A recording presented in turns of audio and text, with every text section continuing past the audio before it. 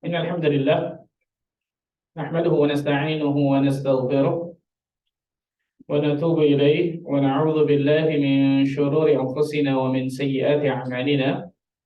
من يهده الله فلا مضل له ومن يضلل فلا هادي له. أشهد أن لا إله إلا الله وحده لا شريك له وأشهد أن محمدا عبده ورسوله صلوات الله وسلامه عليه نبينا وحبيبنا محمد صلى الله عليه وعلى آله وصحبه وسلم. قال الله تعالى في كتابه الكريم: يا أيها الذين آمنوا اتقوا الله حق تقاته ولا تموتن إلا وأنتم مسلمون. أما بعد. Akhwati fiddin, rahimakumullah, ibu-ibu sekalian yang semoga Allah tabaraka wa ta'ala selalu diberikan keberkahan oleh Allah azza wa jalla. Alhamdulillah, kita bersyukur kepada Allah tabaraka wa ta'ala atas segala limpahan karunia dan nikmat yang Allah berikan kepada diri kita semua, sehingga pada kesempatan yang berbahagia ini Allah tabaraka wa ta'ala masih terus melimpahkan berbagai macam nikmat dan karunia-Nya kepada diri kita semua, sehingga kita dapat duduk hadir di tempat terbaik di atas muka bumi ini, yaitu di masjidnya Allah azza wa jalla. Begitu juga yang menyaksikan secara online, semoga Allah azza wa jalla selalu berikan keikhlasan bagi diri kita semua. Allahumma amin. Salam dan salam semoga tercurah kepada Rasulullah sallallahu alaihi wasallam, Nabi akhir zaman, Nabi yang telah membawa kita dari zaman kejahiliahan, dari zaman kebodohan, dari zaman keterasingan akan ilmu menuju zaman yang terang benderang akan ilmu syar'i, itu zaman as-sunnah. Ma'asyiral muslimin wa muslimat rahimani wa rahimakumullah. Melanjutkan mabahats kita, kajian kita tentang kitab aktualisasi akhlak salaf atau aktualisasi akhlak muslim. Dan hari ini insyaallah taala masih kita akan lanjutkan tema tentang ikhlas. Seperti kemarin sudah kita bahas kiat-kiat agar selalu ikhlas di dalam amal saleh kita. Betul? Ada berapa kiat? Ada 10. Sudah hafal? Sudah dipraktekkan? Insyaallah taala. Senyum, atau Allah, pokoknya tulis saja mungkin insyaallah. Nah, hari ini insyaallah taala kita akan lanjutkan masih tentang ikhlas. Salah satu kiat agar selalu ikhlas itu kan mengetahui tentang fawaidul ikhlas, betul? Mengetahui tentang keutamaan ikhlas. Apa saja yang akan kita dapatkan ketika kita beribadah kepada Allah dan ibadah kita ikhlas lillahi ta'ala. Akan sangat banyak, luar biasa manfaat, keutamaan, faedah yang akan Allah azza wa jalla berikan kepada diri kita ketika kita ikhlas lillahi ta'ala. Nah, insyaallah hari ini kita akan bahas satu persatu dari keutamaan ikhlas ini. Untuk apa? Untuk memotivasi diri kita. Nah, ini penting, untuk memotivasi diri kita untuk selalu berusaha ikhlas di dalam amal saleh kita. Sehingga kalau saya ikhlas, saya akan dapatkan keutamaan 1, 2, 3, 10, 20, 30 dan seterusnya. Tapi kalau saya tidak ikhlas, satupun keutamaan itu nggak ada yang saya dapatkan. Bahkan sebaliknya, kemarin sudah kita bahas, azab yang khusus, siksa yang khusus yang akan menanti diri kita ketika kita tidak ikhlas di dalam amal saleh kita. Nah, jadi bahasan kali ini untuk memotivasi diri kita untuk selalu mengikhlaskan ibadah kepada Allah azza wa jalla. Faedah ikhlas yang pertama, keutamaan ikhlas yang pertama. Al-ikhlas min asbabi maghfiratiz dzunub. Ikhlas merupakan sebab diampuninya dosa. Ikhlas merupakan sebab diampuninya dosa.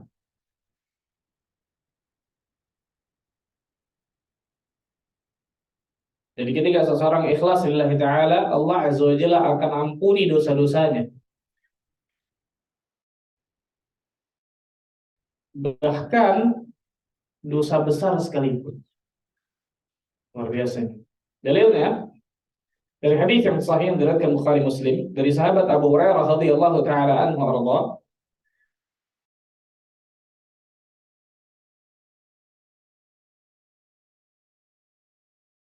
Sallallahu alaihi wasallam bersabda, "Baina matin kada yaqtuluhu al-'atash." Tatkala ada seekor anjing yang hampir mati karena kehausan berputar-putar mengelilingi sumur. Jadi dia seekor anjing. Rasulullah SAW menceritakan ini tentang kisah Bani Israel. Jadi zaman dulu kata Nabi SAW ada cerita yang sangat luar biasa ketika ada seekor anjing yang hampir mati karena kehausan berputar-putar mengelilingi sebuah sumur. Yang jelas sumur tersebut ada air di dalamnya. Idra'athu baghiyyun min baghaya Bani Israel. Tiba-tiba anjing tersebut dilihat oleh seorang wanita pezina dari Bani Israel. Baghi itu wanita pezina. Anjing itu dilihat oleh wanita pezina ini dari Bani Israel. Fanaza'at muqaha fasaqathu faghufira laha bihi. Maka wanita tersebut melepaskan khufnya. Khuf itu sepatu dari kulit dulu. Dilepaskan khufnya, kemudian wanita ini turun ke sumur, dia ambil air dengan khufnya tersebut. Dalam riwayat dikatakan dia gigit khufnya dengan mulutnya, dia naik, kemudian dia berikan minum seekor anjing tersebut. Apa kata Nabi Shallallahu Alaihi Wasallam? Faghufira laha bihi. Allah Azza wa Jalla ampuni dosa-dosanya karena perbuatan itu. Hadis ini sahih, diriwayatkan Bukhari dan Muslim, muttafaqun alaih, bayangkan. Muttafaqun alaih. Banyak orang bertanya-tanya tentang hadis ini. Ustaz, masa cuma ngasih minum seekor anjing bisa diampuni dosanya, Ustaz? Semua orang bisa ngasih minum, Ustaz. Sehingga banyak orang yang tidak membaca penjelasan ulama ketika menjelaskan hadis ini, kemudian menjelaskan, memikirkan dengan otaknya sendiri. Ujung-ujungnya kayaknya hadis ini nggak benar nih. Padahal Bukhari Muslim muttafaqun alaih ini tertinggi di dalam ilmu hadis ini, nggak mungkin dhaif. Padahal para ulama telah menjelaskan hadis ini panjang lebar luar biasa. Jadi pentingnya seseorang mempelajari agama Allah, Al-Quran dan As-Sunnah dengan pemahaman yang benar.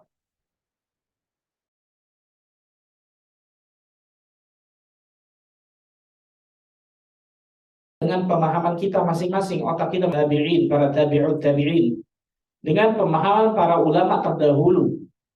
Jadi bukan kita baca ayat, baca hadis, kemudian kayaknya maksudnya ini. Kalau kita sudah berilmu tentang ilmu agama Allah, silahkan. Tapi kalau kita belum bisa membedakan antara zal dengan za, betul ya? Zal sama za nggak bisa bedain. Jangan kemudian menurut saya nih, nggak bisa. Agama ini nggak bisa menurut saya. Kecuali saya nih Imam Syafi'i baru boleh. Nah, Syekhul Islam Ibn Taimiyah rahimahullah taala, begitu juga muridnya Imam Ibn Qayyim al-Jauziyah rahimahullah taala menjelaskan hadis ini panjang lebar. Kenapa wanita pezina ini bisa sampai diampuni oleh Allah Azza wa Jalla? Ini pentingnya kata para ulama, membaca sebuah dalil Al-Quran dan As-Sunnah, kemudian membaca penjelasan para ulama ketika menjelaskan dalil tersebut. Ada paling tidak 3 hal, 3 sebab yang menjadikan wanita pezina ini bisa diampuni loh. Ada sekian banyak ya, ada banyak, saya sebutkan 3. 3 ini saja berat nih.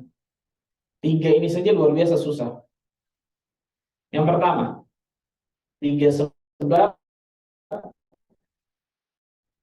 yang menjadikan wanita ini bisa diampuni oleh Allah. Yang pertama, tidak ada seorang pun yang melihat ketika wanita ini menolong anjing tersebut. Yang pertama,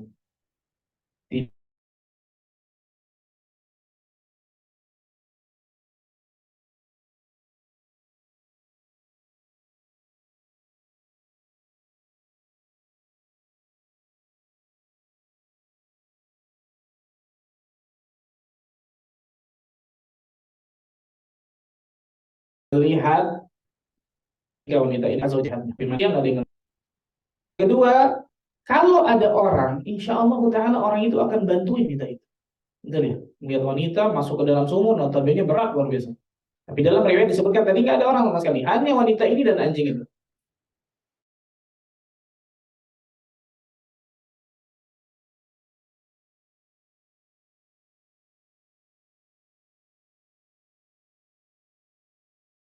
menjaga keikhlasan. Betul? Di hadapan orang, beribadah di hadapan orang. Biasanya lebih mudah menjaga keikhlasan ketika kita tidak di hadapan manusia. Kita bangun malam, salat malam. Nggak ada yang lihat, nggak ada yang tahu. Hanya diri kita dan Allah Azza wa Jalla. Biasanya lebih ikhlas, biasanya lebih nikmat, biasanya lebih khusyuk. Tapi bukan berarti ketika kita beribadah di hadapan orang pasti nggak ikhlas. Tidak, bukan itu. Tapi lebih mudah biasanya menjaga keikhlasan ketika tidak ada mata-mata manusia yang tertuju kepadanya. Nah, wanita ini ketika menolong anjing tersebut, nggak ada orang melihatnya. Nggak ada manusia melihatnya. Sehingga menunjukkan bagaimana keikhlasan wanita ini dalam menolong anjing itu. Yang pertama. Wanita ini ketika menolong anjing tersebut, nggak ada yang melihatnya. Makanya kemarin kita bahas sedikit kan, hukum asal amal saleh itu lebih bagus adalah kemarin disembunyikan. Kecuali dua keadaan. Yang pertama, ketika amal saleh tersebut nggak mungkin bisa disembunyikan. Ibu-ibu datang kajian nih, kan nggak mungkin pakai helm satu-satu. Nggak mungkin bisa disembunyikan.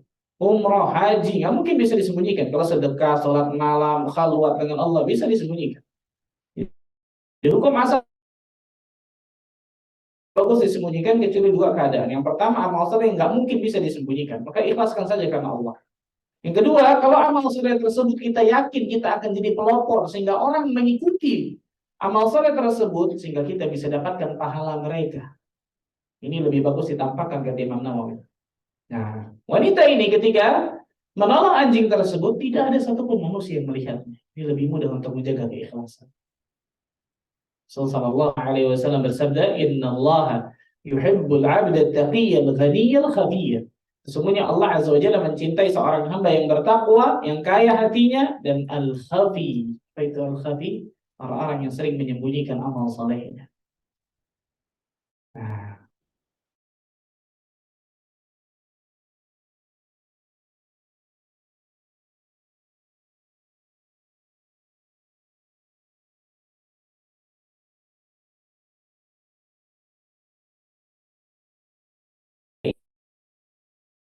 anjing tersebut tidak ada manusia, tidak ada orang yang melihat. Jelas ini lebih pertama. Baru satu sebabnya. Sarapan ini. Betul?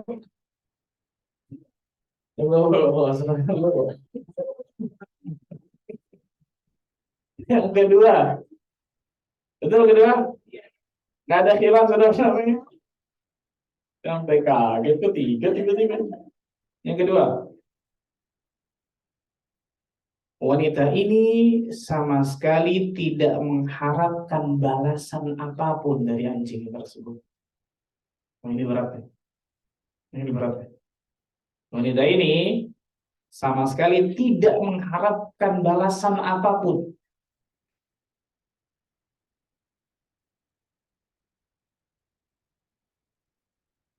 Wanita ini ketika menolong anjing tersebut sama sekali nggak harapkan balasan apapun dari anjing tersebut. Kenapa? Wanita ini tahu anjing ini nggak mungkin bisa berikan balasan kepadanya. Nggak mungkin anjing jazakillah khair ya, nggak mungkin. Makasih, nggak mungkin. Jadi wanita ini ketika menolong anjing itu, dia tahu anjing ini tidak akan pernah bisa beri balasan kepadanya sedikit pun. Allah Tabaraka wa Ta'ala berfirman di dalam surat Al-Insan ayat ke-9. Ini salah satu ciri orang-orang yang ikhlas. Dan ini berat ayat ini. Surat Al-Insan ayat ke-9. Innama nut'imukum liwajhillah la nuridu minkum jazaa'an wala syukura. Sesungguhnya kami memberikan makanan kepada kalian ini hanya mengharapkan wajah Allah semata. Allah Azza wa Jalla memulai ayat ini dengan innama. Sesungguhnya hanya. Surat Al-Insan surat 76 ayat 9. Innama nut'imukum liwajhillah. Sesungguhnya kami memberikan makan kepada kalian itu hanya mengharapkan wajah Allah. Ikhlas.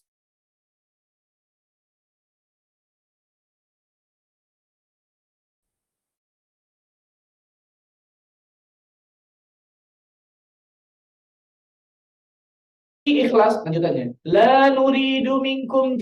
Tidak sih. Gampang susah. Ibu nolong seseorang, bantuin seseorang mati-matian luar biasa, bisa kebantu orang ini, alhamdulillah. Setelah orang ini kebantu, jalan aja gitu. Wala salam, wala kalam, wala terima kasih, wala jazakillah khair. Jalan gitu aja. Kira-kira hati kita gimana? Kalau nggak apa-apa bagus, insya Allah. Harusnya begitu, betul. Harusnya itu tuh. Tapi dalam hati kita biasanya lah, besok lo, awas lo nggak bantuin lagi lo. Wanita ini ketika menolong anjing itu, dia tahu anjing ini nggak mungkin bisa berikan balasan kepadanya. Mustahil.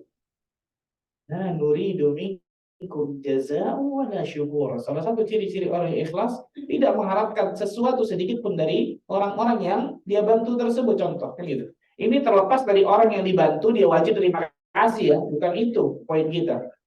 Orang ketika dibantu dia wajib membalas kebaikan, dia wajib terima kasih, dia wajib ucapkan kebaikan, kan doakan. Ini bukan itu poinnya. Poinnya kita nih yang bantu, bukan yang dibantu.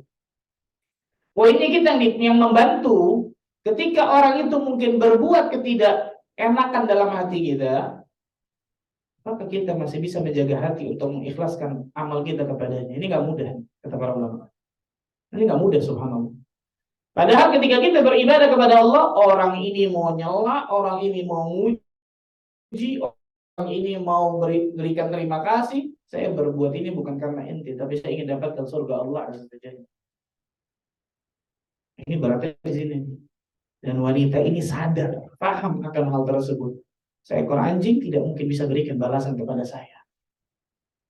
Seekor anjing tidak mungkin bisa berikan sesuatu kebaikan kepada saya untuk membalas kebaikan saya kepadanya. Dan ini luar biasa berat.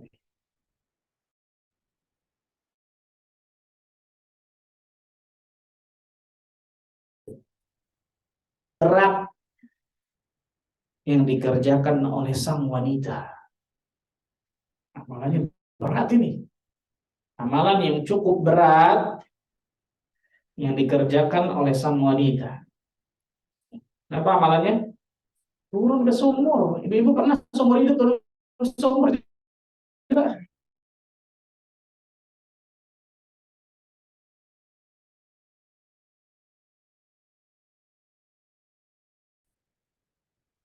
Nguras sumur, memberikan air kepada anjing. Kalau dia turun terpleset jatuh, bisa dia mati, bukan anjing yang mati.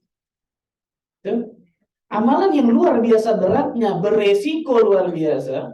Tapi wanita ini berani mengambil resiko itu untuk membahayakan dirinya untuk menolong seekor anjing yang notabene bukan manusia, hewan. Maka ini kata para ulama tidak mungkin tidak yang dilakukan wanita ini benar-benar keluar dari hatinya yang paling dalam.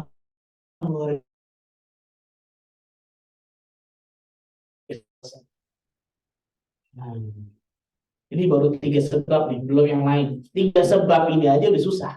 Kenapa Allah Azza wa Jalla sampai ampuni wanita ini? Nah, jawabannya satu, jelas keikhlasan yang sangat luar biasa yang mendalam dalam hati wanita ini. Tidak mungkin wanita ini berani mengambil resiko untuk membahayakan dirinya menolong seekor anjing kecuali dia dalam hatinya benar-benar ingin dapatkan rahmat dari Allah Azza wa Jalla berupa surga Allah. Ikhlasnya luar. Kata para ulama, membedakan amalan badan sama amalan hati. Sepakat ulama mengatakan a'malul qulub afdal min a'malil jawarih. Amal-amal hati itu lebih afdal daripada amal-amal anggota badan. Bukan berarti anggota badan gak penting, salah. Anggota badan penting, kita sholat, kita datang kajian, kan itu penting, anggota badan penting. Tapi apa gunanya amalan anggota badan kalau amalan hatinya rusak? Apa gunanya orang sholat ribuan rakaat tapi nggak ada keikhlasan dalam hati? Apa gunanya seseorang mungkin bisa tiap tahun umroh dan haji tapi ujub bangga akan dirinya, hatinya punya penyakit bangga, ujub, bahkan kibar, meremehkan orang. Apa gunanya seseorang amalan yang luar biasa banyak amal salehnya, tapi ternyata hatinya selalu hasad kepada orang lain. Amalan hati. Dan kita, subhanallah, lebih sering memperhatikan dari bentuk zahir kita daripada batin kita. Ibu datang ke sini, wah ngacai bisa 4, 7, 8 kali kan, Masya Allah. Memperlihatkan, oh udah bagus, udah cocok. Nah gitu ya. Nah, pertanyaan sekarang, pernahkah kita berkaca kepada syariat Allah Azza wa Jalla tentang hati kita? Bagaimana penyakit dalam hati kita? Berapa banyak ketika kita beribadah masih ria, masih sum'ah, ujub, bangga akan amalan kita, bahkan kibur, meremehkan orang, hasad kepada orang ketika orang dapat nikmat, ghil, ghish, dan berbagai macam penyakit hati lain. Padahal penghuni surga Allah Azza wa Jalla bisa memasuki surga dengan hati yang bersih. Perhatikan baik-baik. Sekali lagi, bukan amalan badan gak penting, luar biasa penting amalan badan. Tapi amalan hati harus lebih didahulukan daripada amalan.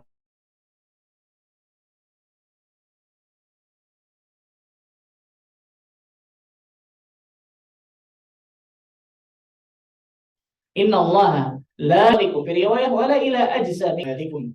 Sesungguhnya Allah Azza wa Jalla tidak akan pernah melihat dari bentuk rupa kalian, bentuk tubuh kalian, fisik kalian, harta kalian. Allah nggak lihat itu semua.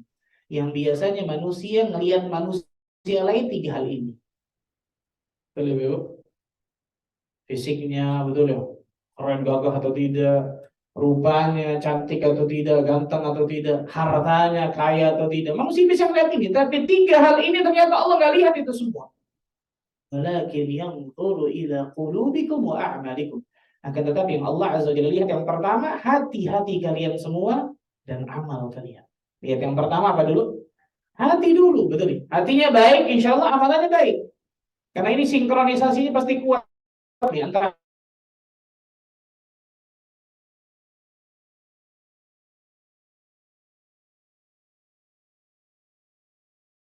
Nggak bisa kemudian, yang penting saya akan hati yang baik, hati yang bersih. Tapi syahid dari bahasan kita, yang pertama Rasul Shallallahu Alaihi Wasallam sebutkan itu apa? Hatinya dulu, baru kemudian apa? Amalnya. Ini pentingnya, subhanallah. Banyak pada diri kita tersibukkan untuk membersihkan dari jasad kita dari berbagai macam kotoran, penampilan kita dari berbagai macam kotoran mungkin, tapi terlalaikan dari membersihkan hati kita dari berbagai macam kotoran hati. Salah satunya adalah riya, sum'ah, ujub. Ini kotoran hati yang luar biasa kronis, menggerogoti dari amal-amal saleh kita tanpa kita sadari. Dan dari hadis ini pula bisa kita lihat apa? Bagaimana amalan hati itu luar biasa besar. Nabi Shallallahu Alaihi Wasallam menyebutkan apa? Walladzi nafsu Muhammadin biyadih, demi jiwa Muhammad yang berada di tangannya, demi Allah kata Rasulullah. La tasubbu ashabi, jangan kalian pernah mencela sahabatku kata Nabi. Jangan pernah kalian apa? Mencela sahabatku. Lau anna ahadukum anfaqa mithla Uhudin dhahaban ma balagha mudda ahadihim wala nasifahu. Seandainya dari kalian menginfakkan emas sebesar gunung Uhud, dan gak ada orang punya emas sebesar gunung Uhud. Seandainya gunung Uhud itu jadi emas, orang punya, dia infakkan, tidak akan pernah mencapai infaknya derajat sahabatku 1 mud gandum, bahkan setengah mudnya nggak nyampe. Apa bedanya? Ini bedanya. Hatinya beda, keikhlasannya beda, imannya beda, ketakwaannya beda, rasa takut kepada Allah Azza wa Jalla beda, semuanya beda. Padahal sama-sama sedekah, betul ya? Yang membedakan apa? Hatinya beda.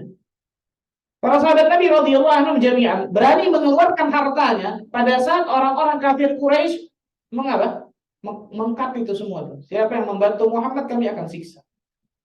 Siapa yang akan berani, luar biasa. Sahabat mengeluarkan. Contohnya Abu Bakar Siddiq radhiyallahu anhu.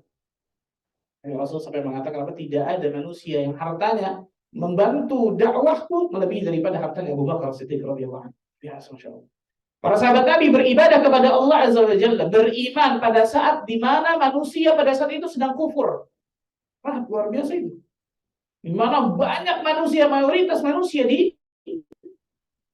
kota Mekah melakukan kekufuran kepada Allah. Ternyata para sahabat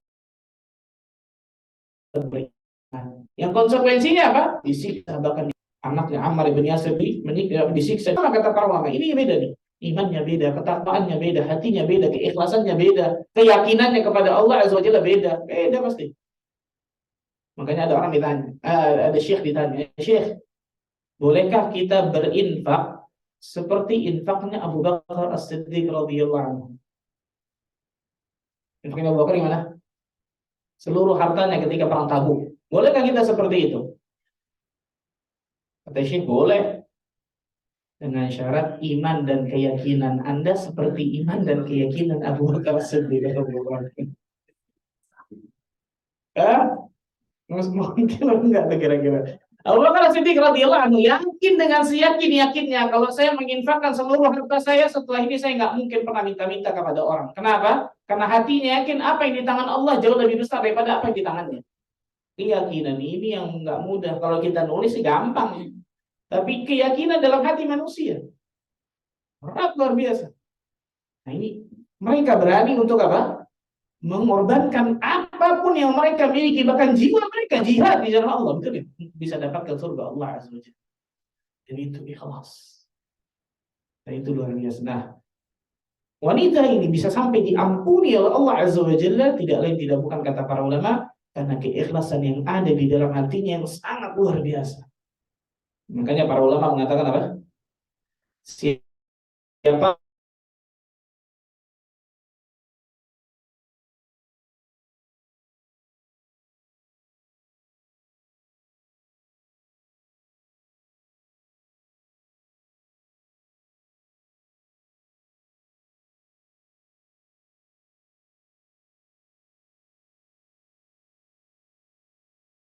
dan ikhlas karena Allah Azza wa Jalla.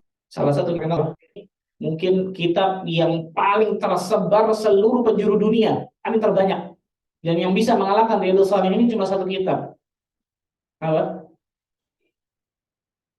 Cuma satu kitab yang bisa mengalahkan kitab Riyadhus Shalihin dalam tersebarnya ke seluruh penjuru dunia. Kitabullah. Al-Quranul Karim. Al-Quranul Karim. Kita betul ya? Nggak kepikir ibu. Subhanallah.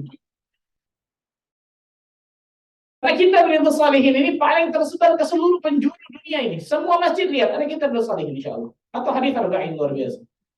Nah, yang nulis kitab hadis arba'in 40 hadis itu bukan cuma Imam Nawawi. Ini banyak kita nggak tahu, betul? Yang tulis kitab 40 hadis itu bukan cuma Imam Nawawi, tapi yang sampai kepada kita cuma satu orang detik ini, betul? Apa kata para ulama? Jawabannya cuma satu. Bagaimana jujurnya niat Imam Nawawi dan keikhlasan yang luar biasa sehingga Allah kekalkan karya-karyanya sampai hari kiamat insya Allah. Padahal zaman dulu abad ke-7 tuh nggak ada YouTube, nggak ada apa ngerekam, record, betul ya? Itu kan mustahil di kepala manusia bisa sampai detik ini kita baca, bayangkan. Kitab Imam Syafi'i Ar-Risalah, sampai detik ini kita baca. Empat imam mazhab, Imam Syafi'i, Imam Malik, Imam Abu Hanifah, Imam Ahmad. Luar biasa. Dari mana itu? Keikhlasan mereka yang luar biasa sangat mendalam. Jujurnya niat mereka sehingga Allah Azza wa Jalla berikan keistimewaannya.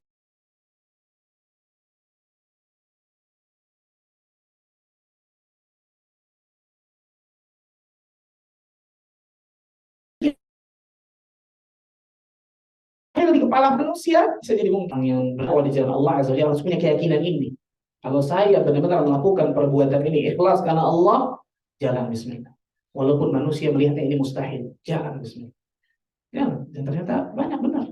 Sesuatu yang mustahil di kepala manusia, kok bisa ya, Masya Allah ya. Bahkan mustahil di kepala seorang dai itu. Seorang dai itu mikir, ini nggak bisa nih, tapi enggak.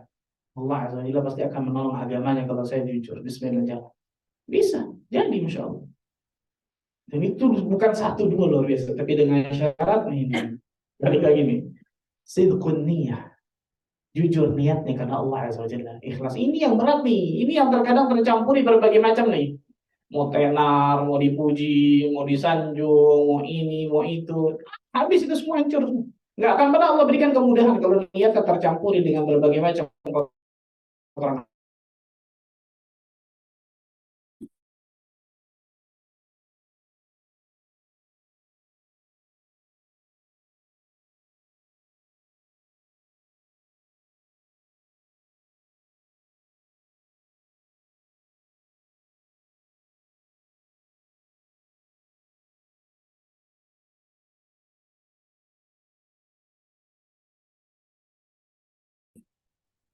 Ini yang utama yang pertama, kalau antalqa akhaka biwajhin talaq. Jangan pernah kalian meremehkan amalan kecil, sekecil apapun, jangan pernah remehkan. Walaupun kau bertemu dengan saudaramu dengan wajah yang ceria. Senyum. Jadi ketemu orang, senyum. Bisa jadi kemudian senyum itu yang keluar ikhlas dari lubuk hati kita yang paling dalam, bisa memberatkan amalan kita nanti di hari akhir. Maka jangan pernah menyepelekan amalan.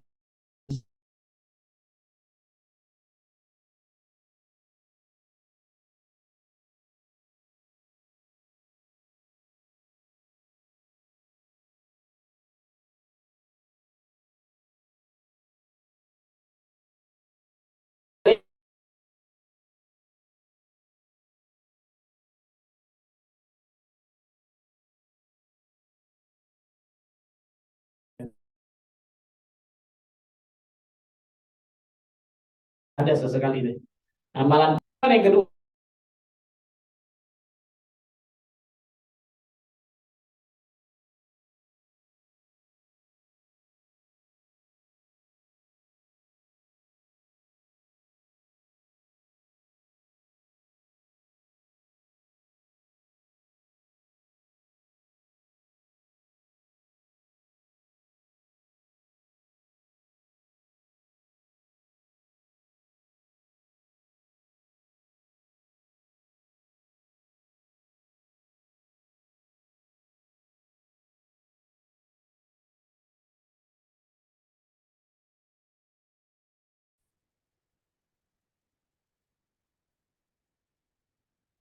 ikhlas akan menjaga seseorang dari berbagai macam fitnah di atas muka bumi ini.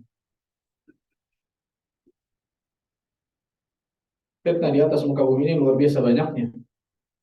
Dari berbagai macam fitnah tersebut bersumber pada dua fitnah. Fitnah syubhat wa fitnah syahwat.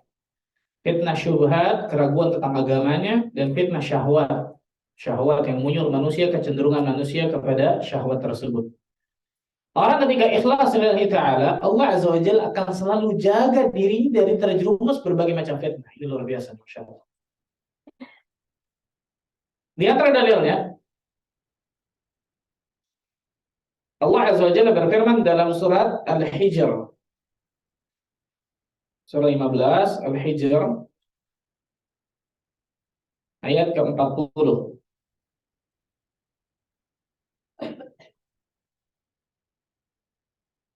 Jadi syaitan pasti akan selalu menggoda Bani Adam gimana caranya jadi temannya di neraka.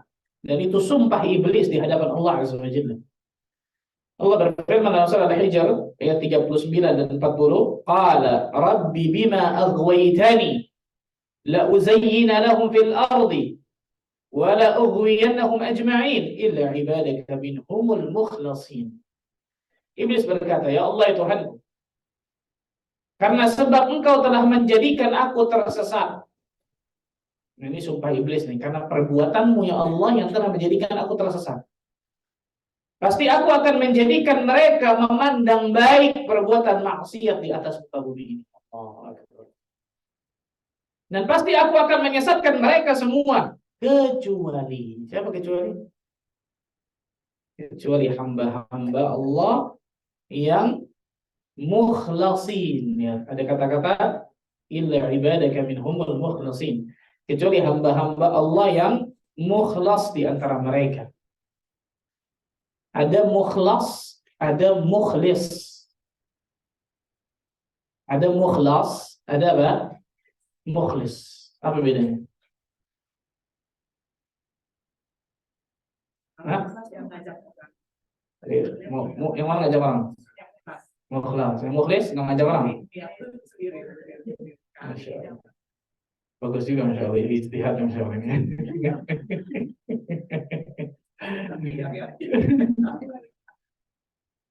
Mukhlas. Makanya sebagian qiraat ini kan ada banyak ya, ada 7 paling qiraat 7. Ada sebagian riwayat illa ibadaka minhumul mukhlasin, ada illa ibadaka minhumul mukhlisin. Jadi ada mukhlasin, ada mukhlisin. Kalau mukhlas kata para ulama biasanya lebih diartikan orang-orang yang Allah Azza wa Jalla selamatkan Orang-orang yang Allah Azza wa Jalla pilih, selamatkan. Kalau mukhlis, orang-orang yang ikhlas. Kalau mukhlas biasanya diartikan orang-orang yang Allah pilih atau orang-orang yang Allah selamatkan gitu. Makanya di sini kan illa ibadaka minhumul mukhlasin, qiraatin ini. Kecuali hamba-hamba yang Kau selamatkan di antara mereka ya Allah. Kecuali hamba-hamba yang Kau pilih di antara mereka ya Allah. Kalau mukhlis orang-orang yang ikhlas. Nah, dua qiraat ini ada insya Allah. Dua qiraat ini dua-duanya ada. Saya mau tanya, mana lebih tinggi? Mukhlas atau mukhlis? Mukhlas betul. Lebih tinggi mukhlas daripada mukhlis. Ayat yang lain. Dalam surat Shad. Surat 38, Shad, ayat 82, 83.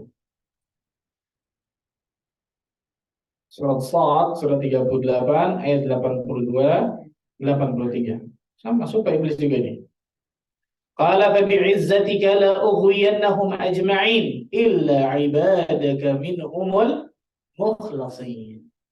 Iblis berkata, demi kekuasaan Engkau ya Allah, aku akan menyesatkan mereka semua Bani Adam, kecuali hamba-hambamu yang mukhlas di antara mereka. Qiraat lain mukhlisin, sama. Lihat, mukhlas, mukhlis. Contoh dari yang paling jelas dari yang kedua ini nih, Allah akan menyelamatkan dari berbagai macam fitnah, kisah Nabi Yusuf alaihissalam. Allah berfirman dalam surat Yusuf, surat 12 ayat 24. Ini kisah langsung real dalam Al-Quran kita lihat. Ketika Nabi Yusuf digoda oleh seorang wanita yang cantik, jelita, luar biasa, yang biasa kita kenal namanya siapa?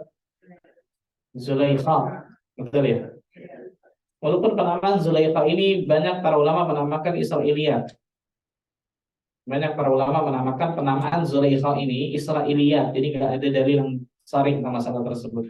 Makanya banyak ulama menamakan Imra'atul Aziz, istri dari sang mulia, istri dari sang gubernur. Allah Azza wa Jalla berfirman dalam surat Yusuf ayat ke-24, "Wa laqad hammat bihi wa hamma biha." Sesungguhnya wanita itu telah bermaksud, ham itu niat kuat, keinginan yang kuat yang akan dia realisasikan, itu ham dalam bahasa Arab. Walaqad hammat bihi. Sesungguhnya ketika wanita ini hammat bihi, benar-benar berkeinginan kuat dengan Nabi Yusuf. Berkeinginan untuk apa? Berzina, na'udzubillah. Karena melihat bagaimana ketampanan, kegagahan Nabi Yusuf. Nabi Yusuf alaihissalam ini, kata Nabi SAW, ketika Isra dan Mi'raj, Rasul bertemu dengan Nabi Yusuf di langit ketiga kalau masalah. Rasul menyebutkan apa? Allah Azza wa Jalla memberikan setengah ketampanan manusia sejagat kepada Nabi Yusuf. Jadi suami ibu nggak ada apa-apanya, Masya Allah. Baru secuil. Saya juga, Masya Allah. Setengahnya diambil Nabi Yusuf. Mereka subhanallah, Allahu Akbar. Rasulullah SAW menyebutkan seperti ini untuk apa? Untuk memperlihatkan kepada manusia bagaimana indahnya ciptaan Allah Azza wa Jalla yang sangat luar biasa gitu. Makanya ulama khilaf tentang mana yang lebih tampan, Nabi Yusuf alaihissalam atau Nabi Muhammad SAW. Ada khilaf di kalangan ulama tentang masalah ini. Tapi setengah luar biasa itu dia. Jadi kita cuma secuil seberapa persen subhanallah. Nah, Imratul Aziz tadi setiap hari ketemu dengan Nabi Yusuf, kan jadi budak betul ya. Lama-lama kemudian apa? Timbul tertarikan. Syaitan masuk teman. Allah mengatakan di situ wahamma biha, dan Nabi Yusuf pun berkeinginan. Seorang Nabi manusia, cuman bedanya Nabi dijaga sama Allah. Beda kayak kita. Allah alam siapa yang jaga kan gitu ya. Tapi Nabi manusia kan gitu ya. Kata Allah. Nabi Yusuf pun berkeinginan. Kenapa? Ibnu Qayyim al-Jauziyah menyebutkan ketika terjadi fitnah Nabi Yusuf ini, Nabi Yusuf ditimpa oleh belasan bahkan puluhan fitnah. Disebutkan Imratul Aziz ini berdandan luar biasa, hampir setengah telanjang disebutkan untuk memikat Nabi Yusuf alaihissalam. Nabi Yusuf masih muda, pasti beda orang yang muda syahwatnya dengan orang yang tua. Nabi Yusuf dari jauh Orang nggak ada kenal di situ dari jauh, betul ya? Nggak ada yang kenal Nabi Yusuf di sini. Imratul Aziz di sini punya kekuasaan, bisa tutup sana, tutup sini, nggak ada orang melihat. Dan seterusnya. Ada banyak fitnah yang terlibat. Dan pada saat itu, Nabi Yusuf pun terkeinginan. Laula rabbih. Kalau bukan karena bukti yang Allah Azza wa Jalla berikan dari Rabbnya, dari Allah Azza wa Jalla. Kadzalika linasrifa anhu su'a wal fahsya. Dipalingkan Nabi Yusuf alaihissalam dari perbuatan kekejian dan kehinaan, yaitu dari perzinahan. Kenapa? Lihat ujungnya. Innahu min ibadinal mukhlasin. Sesungguhnya Nabi Yusuf termasuk hamba-hamba kami yang terpilih, yang diselamatkan. Qiraat lain, innahu min ibadinal mukhlisin. Sesungguhnya Nabi Yusuf termasuk hamba-hamba kami yang selalu ikhlas dalam amal salehnya.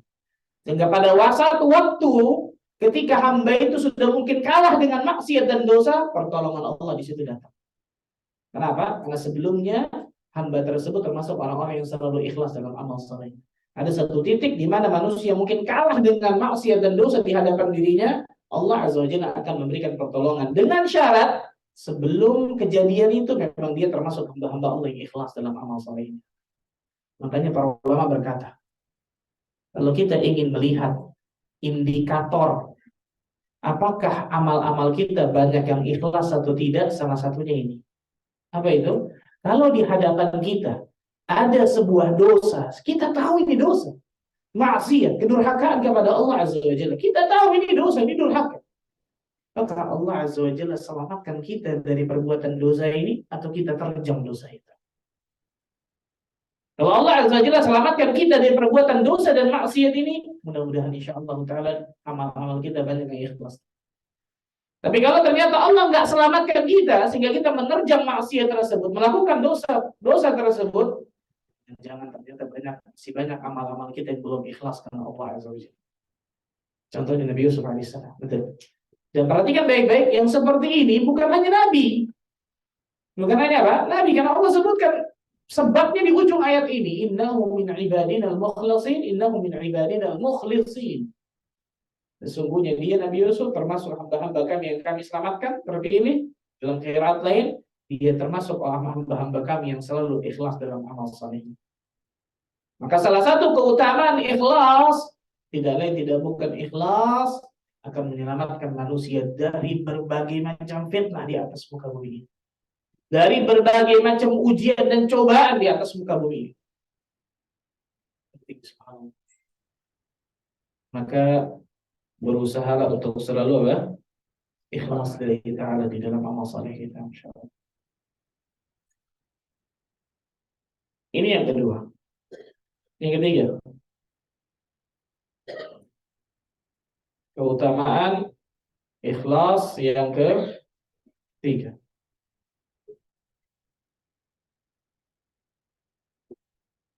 Orang yang ikhlas akan dinaungi oleh Allah pada hari kiamat.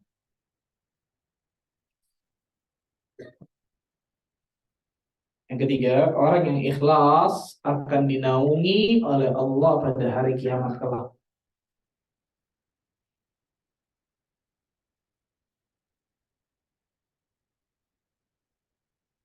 Jadi orang yang ikhlas, Allah Azza wa Jalla akan naungi mereka di bawah arsy Allah Azza wa Jalla pada hari tidak ada naungan kecuali hanya naungan Allah Tabaraka wa Ta'ala.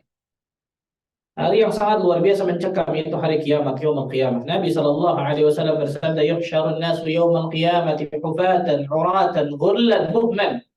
Akan dikumpulkan manusia nanti di hari kiamat dalam keadaan tidak beralas kaki, dalam keadaan tidak berpakaian, dalam keadaan tidak dikhitan, dalam riwayat lain dalam keadaan tidak bawa apa-apa. Persis seperti ketika kita dilahirkan dari rahim ibu kita.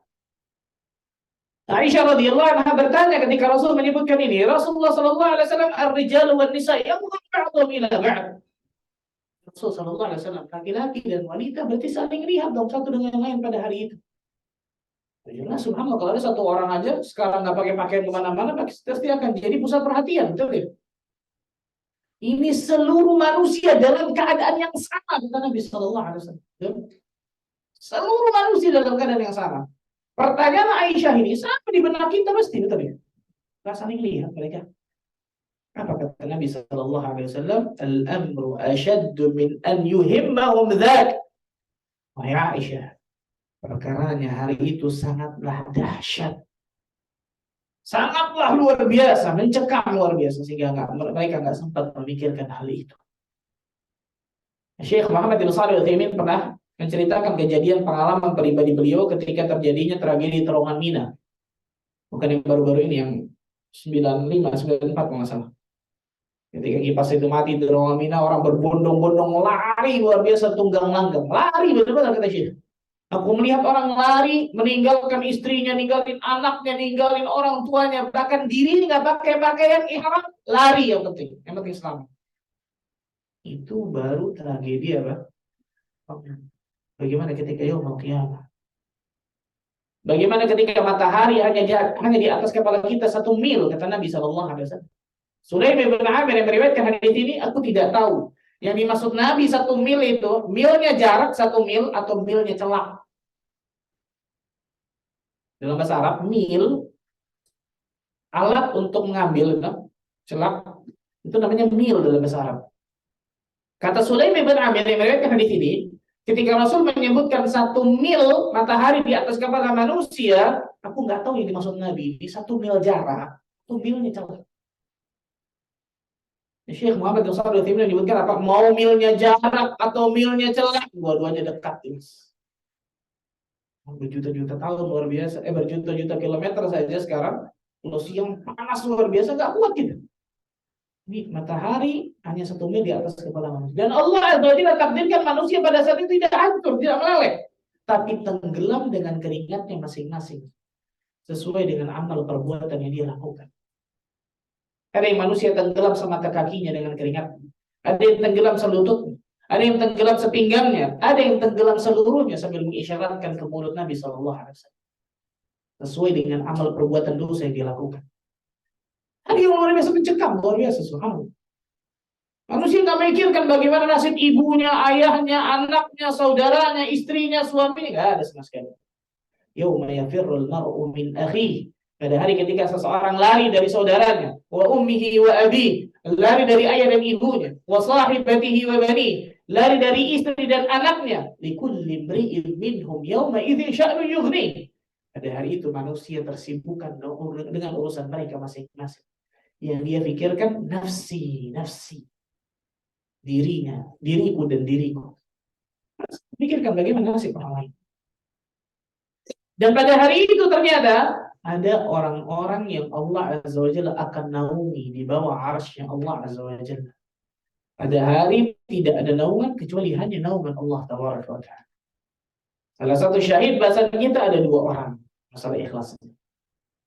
Kita baca hadisnya, Rasul sallallahu alaihi wasallam bersabda, "Sab'atun yudhilluhum Allahu fi dhillihi yawma la dhilla illa dhilluh." Ada 7 golongan yang Allah Azza wa Jalla akan naungi di bawah naungannya pada hari tidak ada naungan kecuali hanya naungan Allah. Kata para ulama, kata-kata 7 ini sering kita disebut dalam hadis 7, 10 dan seterusnya. Ini bukan pembatasan hanya 7 ini saja, kata para ulama. Ini bukan pembatasan 7 ini saja, tapi biasanya ini untuk apa? Menyebutkan kepada banyak manusia, kepada banyak sesuatu yang banyak gitu, menunjukkan sesuatu yang banyak. Kalau lebih dari 3 berarti sudah jamak kalau dalam bahasa Arab kan. 7 golongan. Saya sebutkan 7-7-nya apa? 2 aja. Iya dah.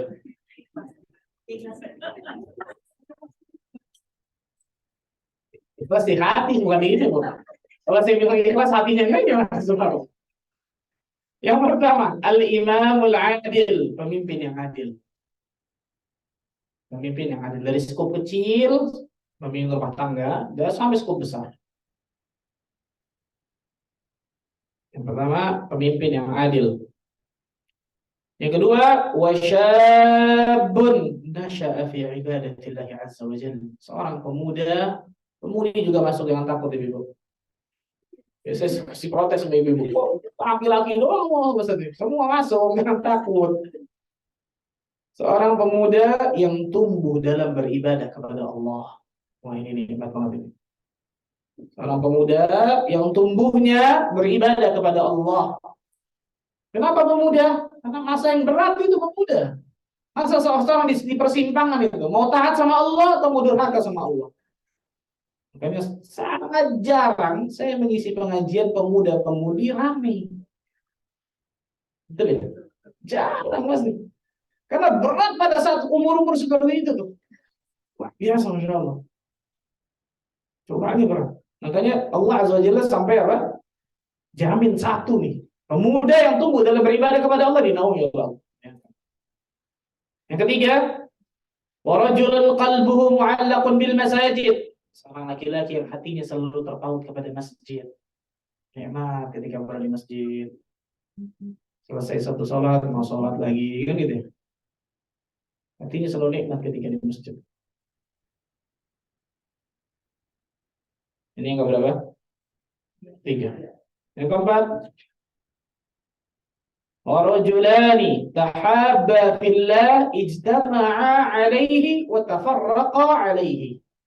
2 orang yang saling mencintai karena Allah. Ini ukhuwah Islamiyah. 2 orang laki-laki atau 2 orang perempuan, bukan LGBT ya. 2 orang yang saling mencintai karena Allah, mereka berkumpul karena Allah, mereka berpisah karena Allah. Ini ukhuwah Islamiyah nih. Ukhuwah Islamiyah. Persaudaraan yang dibangun atas dasar takwa, bukan hanya atas dasar kepentingan duniawi.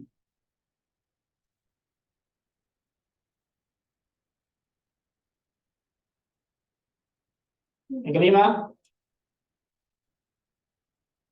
warajulun qadabathu imra'atun dzata mansibin wa jamal faqala inni akhafullah. Ini salah satu Nabi Yusuf.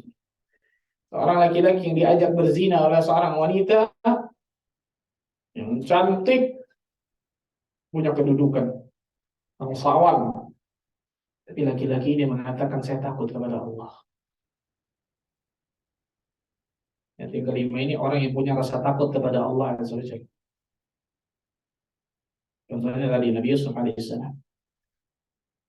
Seorang laki diajak berzina oleh seorang wanita, dan ini pula masuk ya sebaliknya, seorang wanita mungkin diajak berzina oleh seorang laki, tapi wanita yang saleh ini mengatakan saya takut kepada Allah Azza wa Jalla.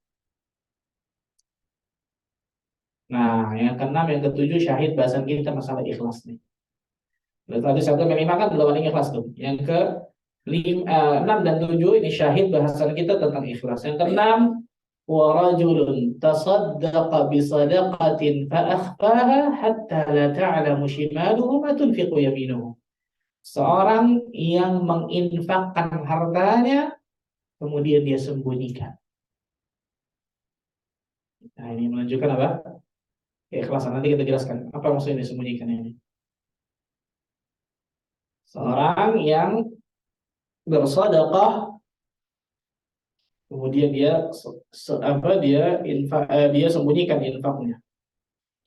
Hatta la ta'lamu shimaluhu ma tunfiqu yaminuhu. Sampai-sampai tangan kanannya tidak tahu, sampai-sampai tangan kirinya tidak tahu apa yang diinfakkan oleh tangan kanannya. Kembali. Nah, apa maksudnya tangan kiri nggak tahu diinfakkan tangan kanannya? Apa maksudnya? Ada beberapa tafsir tentang masalah ini. Disebutkan Imam Al-Hafidh Ibnu Hajar Al-Asqalani dalam kitabnya Fathul Bari.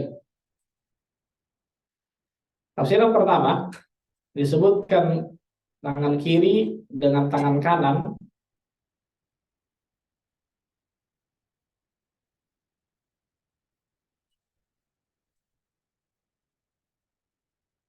karena 2 tangan ini selalu menyertainya, selalu menyertai.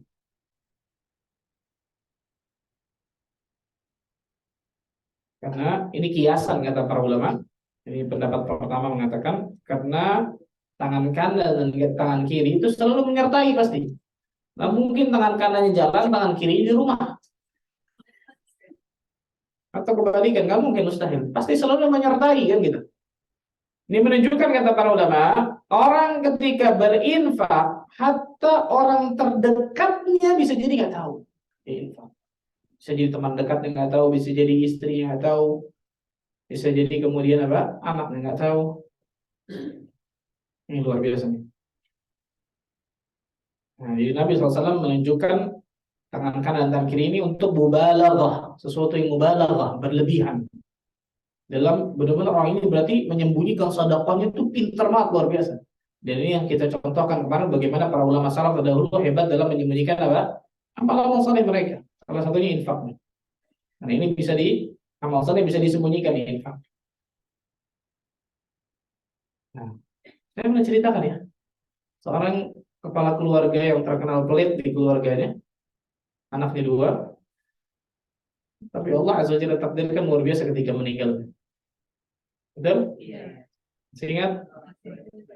Ayo, seorang kepala keluarga yang kaya raya, masya Allah, karena dia seorang kontraktor besar, masya Allah, meninggal di kabar yang ceritakannya langsung mantunya kepada saya. Oh, boleh, masya Allah. Boleh. Ada seseorang tadi kepala keluarga yang terkenal sama anak-anaknya, terkenal anaknya, istrinya juga, anaknya terkenal pelit. Sebenarnya bukan pelit, tapi pendidikannya bagus. Kalau anaknya ingin meminta sesuatu, mungkin barang yang mahal, nggak pernah minta sama ayahnya, pasti minta sama ibunya. Karena sama ayah sudah tahu nggak mungkin dikasih, sama ibunya dikasih. Tapi ayah ini sebenarnya untuk didik anaknya, dia kaya betul, tapi nggak boleh apa, boros, nggak boleh sembarangan kan gitu. Allah takdirkan seorang laki-laki ini ditelepon dari rumah sakit. Ini ayah kelihatannya sudah nggak ada. Kaget. Yang ditelepon ini teman saya nih, mantunya. Maka teman saya datang kemudian langsung ke rumah sakit tersebut, diceritakan. Jadi ternyata mertuanya ini dia naik mobil, kemudian nabrak salah satu pembatas perumahan. Tapi kata satpam yang melihat itu kejadian, ketika bapak itu sudah nabrak, dia sudah begitu tuh. Jadi bisa jadi mungkin kena serangan jantung dulu, baru kemudian, dan nabraknya itu pelan, bukan nabrak kencang, enggak, nabrak pelan, rusak sedikit dari pagar itu, tapi sudah ke bawah gitu. Mungkin serangan jantung dulu, baru kemudian itu. Maka teman saya datang ke rumah sakit tersebut, kemudian dia melihat, dia buka, dia peluk, dia cium. Ketika dia mau tutup, Allah Azza wa Jalla takdirkan matanya tertuju kepada dahi dari mertuanya ini. Nabi SAW bersabda, "Mautul mu'min bi'araqil jabin." Kematian seorang mukmin ketika dahinya itu berkeringat peluh. Ini salah satu tanda-tanda husnul khatimah. Ada sekitar 30 tanda-tanda husnul khatimah. Salah satu ketika meninggal, dahinya itu berkeringat apa? Banyak. Keringatnya banyak. Ketika dia mau tutup, dia melihat. Dia nangis, tapi nangis bahagia luar biasa. Dia ingat hadis itu. Dia ingat itu, karena kalau saya ini ngaji, Masya Allah. Dia lap, keringatnya ditutup, dia panggil. Gak lama datang istrinya, jadi ibu mertuanya kan sama istrinya, sama anaknya seterusnya. Kemudian ketika dia buka lagi, keringat lagi, Masya Allah. Nanti ini sudah dilap. Dan kelihatan bagus, Masya Allah gitu. Ketika selesai, disolatkan, penguburan dan seterusnya. 2 atau 3 hari setelah penguburan itu, datang 2 orang. Datang 2 orang ke rumah ini. Dia ingin ucapkan terima kasih kepada keluarga bapak. Nah, ada apa? Yang nemuin ini teman saya nih, karena ayahnya ayah mertuanya ini kan seorang kontraktor, mungkin orang datang nagih utang ternyata ngaku-ngaku misalnya, makanya yang datang yang bukan istrinya, tapi yang ngadepin teman saya ini laki-laki. Mau apa? Oh enggak, saya mengucapkan terima kasih kepada keluarga bapak. Terima kasih atas apa? Saya ini seorang imam di salah satu daerah disebut, ini teman saya muadzin di masjid itu. Bapak alhamdulillah sudah mengumrohkan kami berdua. Tidak ada keluarga satu pun yang tahu. Oh gimana ceritanya? Saya tahu, mau tahu. Gimana ceritanya? Oh bapak ke daerah kami ngelihat ngambil pasir, kan kontraktor kan, ngambil pasir, ngambil batu dan seterusnya. Sholat di masjid kami. Ketika sholat kemudian apa? Bapak itu menasehati kami untuk dengarkan ya radio bagus, masya Allah, radio Roja untuk ini dan seterusnya, kan gitu. Terakhir nanya, kena umrah atau tidak? Wah, makan aja susah pak, atau tidak? Nah, dikasih langsung ini 1,5 juta kalau nggak salah, bikin paspor, 2 minggu lagi saya datang insya Allah. Saya pikir cuma bercanda, akhirnya 2 minggu lagi datang, bagus kami jadi paspor kami gitu. Ternyata benar kami diumrahkan, alhamdulillah. Selesai. Keesokan hari datang lagi. Keesokan hari datang lagi. Hampir-hampir sama kurang lebih ceritanya. Kata teman saya. Dihitung sama teman saya ini. Kalau saya nggak salah ingat ya. Dihitung sama teman saya ini kurang lebih ada 33 orang yang diumrohkan, tidak ada satupun anggota keluarga yang tahu. Kurang lebih ada 7 sampai 8 musola dan masjid yang dibangunkan sama mertuanya ini dari awal sampai jadi, tidak ada satupun keluarga yang tahu. Ketika tahu dia sudah meninggal, orang mau muji mau apa selesai sudah. Salah satunya insya Allah bisyaratul khair, insya Allah tanda-tanda kebaikan dari apa? Dari keringat yang berbulu seperti itu, masya Allah. Nah ini salah satu ini. Nah, sedekah. Maka jangan bakhil. Apa bakhil, Ibu? Pelit, korak, kedekut, merki. Apalagi itu. Jadikan harta yang kita miliki, harta itu bisa mengantarkan kita ke surga Allah Azza wa Jalla. Itu harusnya. Itu seorang muslim harusnya. Bukan ngumpul-ngumpulin harta sebanyak-banyaknya seakan-akan kemudian gak akan pernah meninggal dengan harta tersebut. Dan ini banyak dari kaum muslimin. Allah perhatikan baik-baik. Jadi kan harta yang kita miliki bisa menjadikan kita untuk bisa dapatkan surga Allah Azza wa Jalla. Karena banyak orang yang bisa jadi dai dengan hartanya. Karena hartanya bisa dia, masya Allah. Ini kenikmatan masya Allah luar biasa. Ini kisah itu cerita panjang, ibu sih sudah cerita. Yang kedua, tangan kiri, tangan kanan. Betul ya? Maksud yang kedua, tangan kiri tidak tahu apa yang diinfakkan oleh tangan kanannya. Malaikat yang ada di tangan kirinya tidak mengetahui sedekahnya. Ini pendapat kedua. Tetapi pendapat pertama kan menunjukkan orang yang terdekat dengan dirinya. Betul ya? Dan pendapat kedua yang mengatakan malaikat yang ada di kirinya tidak mengetahui apa yang ia sedekahkan. Ada sebagian riwayat mengatakan seperti ini.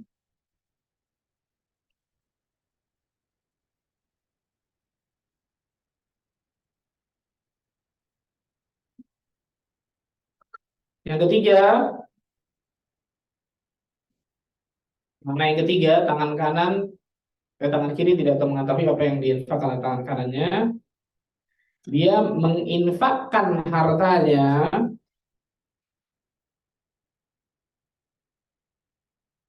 dan menyembunyikannya sampai-sampai dirinya nggak tahu atau lupa berapa infak yang sudah diberikan.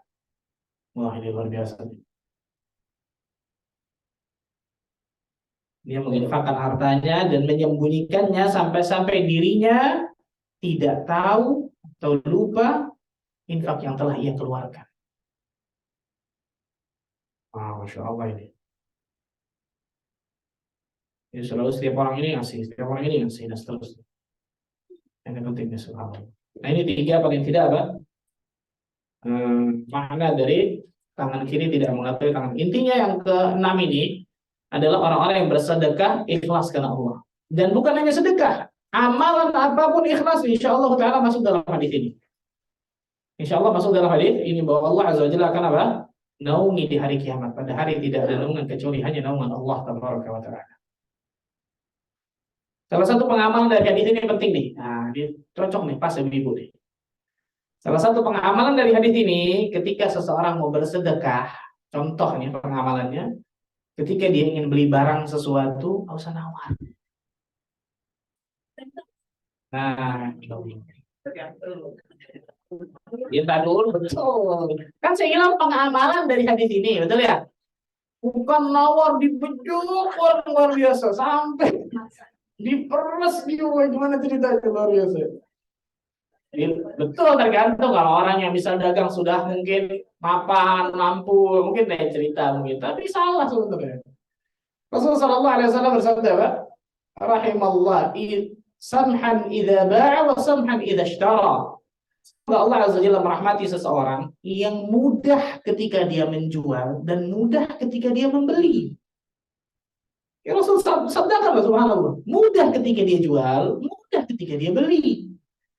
Didoakan Nabi SAW, betul ya? Jadi jangan ketika ke pasar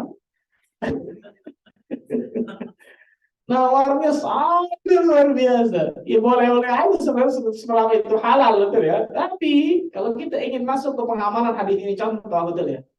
Mungkin kita ngelihat orang yang mampu, orang yang tidak mampu, dagang masih banyak, betul ya. Nah, saya beli dah semuanya nih, masya Allah. Saya nawar, misal contoh, memang orang tersebut mungkin apa, nggak mampu dan seterusnya. Ini penting, terutama ibu-ibu yang sangat sadis ketika menawar. Bapak juga terkadang subhanallah, tapi banyak kesini ibu-ibu. Itu yang keenam, yang ketujuh. Kan tadi tujuh dalam hadis, betul ya? Wa rajulun dzakarallaha khalian fafadat 'ainah. Seorang laki-laki lah, seorang hamba Allah yang berzikir dalam keheningan, kemudian air matanya berlinang. Wah, ini luar biasa yang ketujuh. Seseorang yang berzikir mengingat Allah, kemudian berzikir mengingat Allah khalian, tatkala sendiri, berkesendirian. Lantas air matanya berlinang, nangis. Ini ada dua tafsir. Makna dari kata-kata khalian, bersendirian. Seseorang yang berzikir mengingat Allah dalam kesendirian, kemudian air matanya mengalir. Ada dua makna kata-kata sendirian. Makna yang pertama, memang sendiri, jauh dari keramaian. Tidak ada orang melihat. Bangun di tengah malam, atau mungkin waktu duha, atau mungkin ba'dal asar, apapun itu silahkan. Dan kita harus punya ini kata para ulama, khalwat. Apa itu khalwat? Berdua-duaan dengan Allah Azza wa Jalla. Apalagi di masa banyak fitnah luar biasa seperti ini. Khalwat ini akan bisa menolong kita dalam istiqomah salah satunya. Nah, seseorang mengingat Allah Azza wa Jalla, mungkin dia ingat tentang dosa-dosanya, dia istighfar, dia taubat kepada Allah, dia berdoa kepada Allah. Dan dia sadari kemudian air matanya berlinang, nangis, takut kepada Allah. Ini yang pertama. Makna pertama berarti apa? Memang zikirnya dalam kesendirian, nggak ada orang melihat, jauh dari keramaian. Dan makna yang kedua ini menarik. Makna yang kedua, kata-kata khalian, sendiri, kata para ulama, bisa jadi dia berzikir di hadapan orang banyak. Bisa jadi dia berzikir di hadapan orang banyak.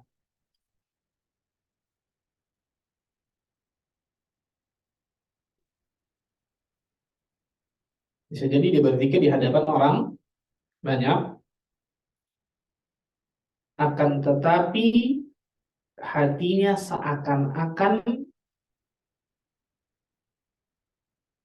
bersendirian dengan Allah. Jadi bisa jadi dia berzikir, bisa jadi dia berzikir di hadapan orang banyak. Akan tetapi hatinya seakan-akan apa? Berkesendirian dengan Allah Azza wa Jalla. Berarti maksudnya apa? Hatinya kosong dari pandangan manusia kepadanya. Hatinya kosong dari pandangan manusia, memperhatikan manusia. Nanti kalau saya zikir, manusia akan melihat saya. Wah, saya termasuk orang saleh menurut mereka. Enggak ada. Ketika bisa jadi di dalam keramaian, tapi dia nikmat dalam ibadahnya tersebut. Dia tenggelam dalam ibadahnya tersebut sehingga tidak memikirkan orang di sekitar. Tidak ada urusan. Orang mau lihat, orang mau nggak lihat, orang mau muji, orang mau nyela, nggak ada urusan. Yang penting saya beribadah kepada Allah. Nah, dua orang ini, baik yang pertama, dia berzikir kepada Allah, ingat Allah dalam kesendirian, atau orang yang kedua dalam keramaian tapi hatinya bersendirian dengan Allah, dua-duanya jelas orang ikhlas. Dua-duanya jelas orang yang apa? Ikhlas. Maka salah satu keutamaan dari keikhlasan tidak lain tidak bukan adalah Allah tabaraka wa taala akan naungi di bawah arasy Allah pada hari tidak ada naungan kecuali hanya naungan Allah tabaraka wa taala. Mau dinaungi Bapak Ibu? Yang ke berapa tuh? Jam berapa ini? Jam 11. Gimana Bu? Pertanyaan atau nambah satu lagi? Nambah belum coba ini. Satu lagi? Baik, yang keempat.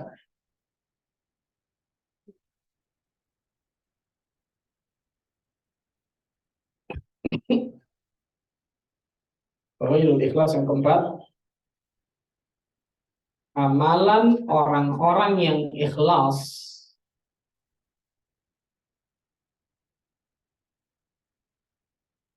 Amalan orang-orang yang ikhlas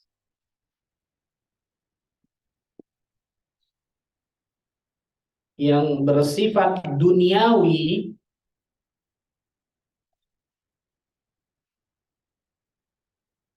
amalan orang-orang yang ikhlas yang bersifat duniawi akan diberi ganjaran pahala oleh Allah.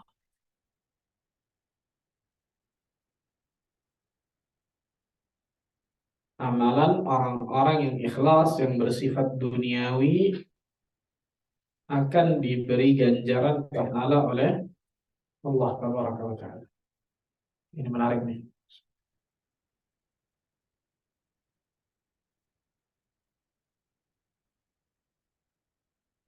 Sesuatu yang duniawi biasanya ada yang hukumnya mubah, ada yang hukumnya makruh, ada yang hukumnya haram dan seterusnya. Tapi biasanya yang dimaksud dalam yang keempat ini, amalan orang-orang yang ikhlas yang sifatnya duniawi yang hukumnya mubah maksudnya. Hukumnya mubah, mubah itu boleh. Hukumnya mubah, kalau mubah berarti harusnya nggak dapat pahala, nggak dapat dosa. Betul? Tapi gara-gara ikhlasnya bisa dapat pahala dari Allah. Itu maksudnya. Hadisnya, dalilnya dari hadis yang sahih dari Bukhari Muslim dari Sa'ad bin Abi Waqqas radhiyallahu anhu, Rasul sallallahu alaihi wasallam bersabda, "Innaka lan tunfiqa nafaqatan tabtaghi biha wajha Allah illa ujirta 'alaiha hatta ma taj'alu fi imra'atik." Sesungguhnya tidaklah engkau berinfak sesuatu tidaklah engkau berinfak sesuatu pun dengan mengharapkan wajah Allah, ikhlas nih. Ya berinfak sesuatu apapun dengan mengharapkan wajah Allah, illa ujirta 'alaiha. Kecuali engkau akan diberikan pahala akan infakmu tersebut. Hatta ma taj'alu fi imra'atik, sampai-sampai makanan yang engkau suapkan ke mulut istri. Saya mau tanya, suami istri lagi suap-suapan mikirnya dunia apa akhirat? Nah, jadi ada akhirat ibu kalau suap-suapan gitu? Belum. Belum. Ya memang mikirnya dunia betul. Duniawi betul ya. Ya luar biasa Masya Allah hadis ini. Ketika suami istri tadi lagi suap, itu duniawi insya Allah. Duniawi, enggak kemudian saya menyuapi istri saya karena saya dapatkan surga. Insya Allah jarang banget tuh, betul ya? Jarang banget, ada sih, tapi jarang lah. Tapi lihat, dalam hadis ini, Rasulullah SAW mencontohkan sesuatu yang sangat luar biasa, yang sifatnya duniawi, mubah, betul ya? Mubah, ketika duniawi mubah, ketika boleh aja. Tapi bisa dapat pahala gara-gara suap-suapan itu. Dengan syarat tadi apa? Ikhlas tabaraka wa ta'ala. Imam An-Nawawi menyebutkan dalil ini. Dalam hadis ini terdapat dalil bahwasanya perkara yang mubah jika dikerjakan dengan niat mencari wajah Allah, maka akan menjadi suatu ketaatan dan akan mendapatkan ganjaran pahala. Nabi Shallallahu Alaihi Wasallam telah mengingatkan hal ini dalam sabdanya, bahkan sampai makanan yang engkau suapkan ke mulut istrimu. Karena istri seseorang yang termasuk bagian paling khusus dari kebutuhan duniawinya, syahwatnya, kelezatannya. Dan jika ia menyuapkan makanan ke mulut istrinya, kondisi ini biasanya terjadi ketika seseorang berlemah lembut kepada istrinya mungkin, bercumbu kepada istrinya, itu perkara mubah. Kondisi seperti ini sangatlah jauh dari kondisi ketaatan, ibadah maksudnya. Dan selalu mengingat akhirat, jauh sebenarnya. Tapi meskipun demikian, Rasulullah SAW mengabarkan bahwasanya jika ia melakukannya dengan maksud untuk mencari wajah Allah, dia akan mendapatkan pahala dari Allah. Nah, jadi jangan ngamuk-ngamuk aja sama suami, Bu. Gitu ya. Di antara sunnah ternyata apa? Suap-suapan, gitu ya.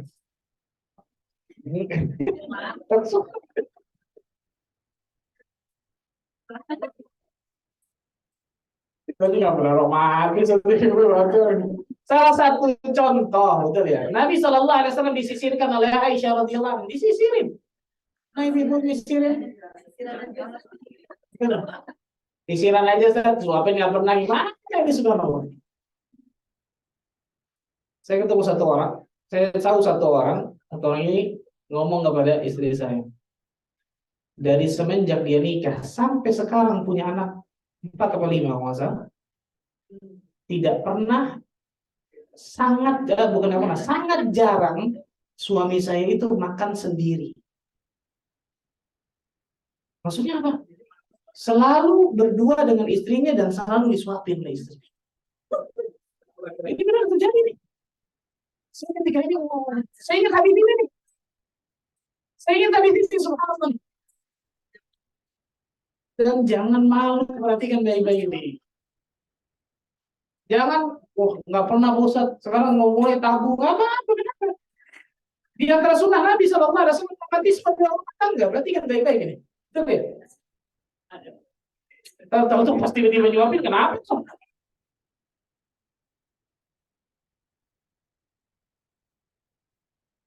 Apa-apa, betul ya? Tidak. Pertanyaan, mau dapat pahala atau tidak? Salah satunya ini kan contoh doang, betul ya? Macam ketika apa? Suami dengan istri beromantisme dan seterusnya.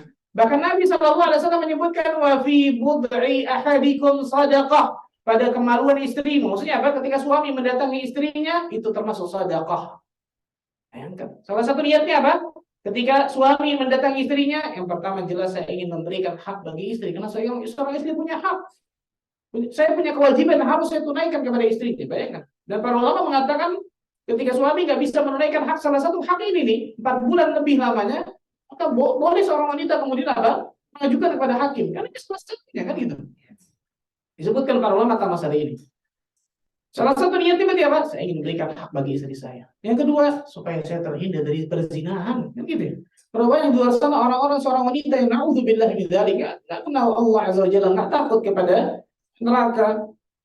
Berapa banyak kemudian ketika suami pulang dari kerja, mungkin pulang dari dagang, yang dilihat harus di rumahnya seorang istri yang memang cantik. Subhanallah. Kenapa? Karena di luar ternyata berapa banyak yang jadi na'udzubillah min dzalik, betul ya? Yang kedua tadi, supaya saya terhindar dari zina. Seorang suami bisa berniat seperti itu. Yang ketiga, supaya mendapatkan keturunan yang saleh dan saleh. Yang keempat, mudah-mudahan bisa dapat pahala dari Allah. Yang kelima, keenam, ketujuh. Begitu juga seorang istri. Kan gitu. Melayani suaminya dengan baik. Kemudian memberikan pelayanan terbaik, servis terbaik dari kepada suaminya. Itu pahala semua itu istrinya, Masya Allah. Isinya semua pahala itu, subhanallah. Kalau dia niatkan karena Allah Azza wa Jalla. Jadi jangan tabu, jangan nggak enak-enakan. Betul ya? Walaupun suaminya kaget, bertahun-tahun nggak pernah kayak gini, subhanallah, kenapa begini? Nggak apa tunjukkan, betul ya? Nggak apa tunjukkan. Kan suaminya nanya, ngaji di mana deh, masya Allah? Ngaji dulu kan,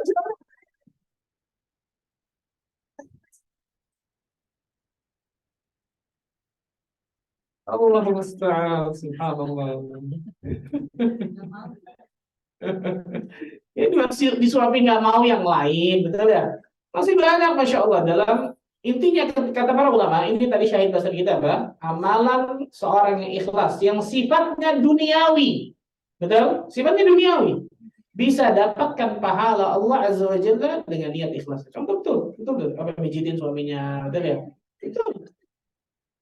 Atau tadi itu kita olahraga, ibu olahraga atau siapapun olahraga dengan niat apa supaya saya tambah sehat, saya tambah ibadah kepada Allah, semangat kan gitu.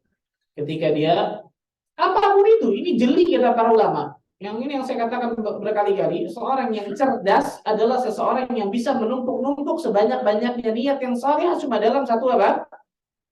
Ini cerdas orang ini. Ketika dia olahraga, apa niat soleh yang bisa saya masukkan? Niat baik yang saya bisa masukkan. Sehingga olahraga saya bukan hanya mubah.